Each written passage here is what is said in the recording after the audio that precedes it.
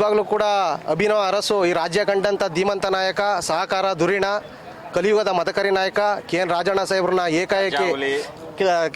ಸಾಹೇಬ್ರನ್ನ ಏಕಾಏಕಿ ಸಂಪುಟದಿಂದ ಕಾಂಗ್ರೆಸ್ ಸರ್ಕಾರ ವಜಾವಣೆ ಮಾಡಿದೆ. ನಿಜವಾಗ್ಲೂ ಕೂಡ ಇಡೀ ನಾಯಕ ಸಮುದಾಯಕ್ಕೆ ಮಾಡಿದಂಥ ಅನ್ಯಾಯ. ವ್ಯವಸ್ಥಿತವಾಗಿ ನಾಯಕ ಸಮಾಜದ ಮುಖಂಡರನ್ನ ತುಳ್ಕೊಂಡೇ ಬರ್ತಾ ಇದ್ದಾರೆ. ಇಡೀ ರಾಜ್ಯಾದ್ಯಂತ ಕಾಂಗ್ರೆಸ್ ಸರ್ಕಾರಕ್ಕೆ ಓಟ್ ಹಾಕಿದ್ದೀವಿ. ಕಾಂಗ್ರೆಸ್ ಸರ್ಕಾರಕ್ಕೆ ಒಂದೇ ಒಂದು ನಿಗಮ ಮಂಡಳಿ ಸ್ಥಾನ ನಮ್ಮ ಸಮಾಜಕ್ಕೆ ಕೊಟ್ಟಿಲ್ಲ. ನಮ್ಮ ಮೈಸೂರು ಭಾಗದಲ್ಲಿ ಯಾರಿಗೆ ಕೊಟ್ಟಿದ್ದಾರೆ? ಮೈಸೂರು ಭಾಗದಲ್ಲಿ ಸಿದ್ದರಾಮಯ್ಯ ಅವರಿಗೆ ಶಕ್ತಿ ತುಂಬುವ ಕೆಲಸವನ್ನು ನಮ್ಮ ನಾಯಕ ಸಮುದಾಯ ಮಾಡಿದೆ.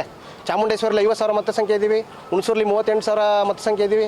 ನಿಮಗೆ ಗೊತ್ತು, ಎಲ್ಲ ಕ್ಷೇತ್ರಗಳಲ್ಲಿ ನಿರ್ಣಾಯಕವಾದ ವಾಲ್ಮೀಕಿ ಸಮುದಾಯನ ನೀವು ಈ ಥರ ತುಳಿದ್ರೆ ಹೇಗೆ? ಒಂದೇ ಒಂದು ನಿಗಮ ಮಂಡಳ ಸ್ಥಾನ ಕೊಟ್ಟಿದ್ರೆ ನಮ್ಮ ವಾಲ್ಮೀಕಿ ಸಮಾಜಕ್ಕೆ. ಈ ರಾಜ್ಯ ಕಂಡಂಥ ಧೀಮಂತ ನಾಯಕ ಅಟ್ಲೀಸ್ಟ್ ಅವ್ರಿಗೆ ಒಂದು ನೋಟಿಸ್ ಕೊಡದೆ ವಜಾ ಮಾಡಿದಾರಲ್ಲ, ನಿಜವಾಗ್ಲೂ ಇದು ದುರಂತ ಕತೆ. ಇಡೀ ನಾಯಕ ಸಮಾಜಕ್ಕೆ ತುಂಬಲಾರದ ನಷ್ಟ.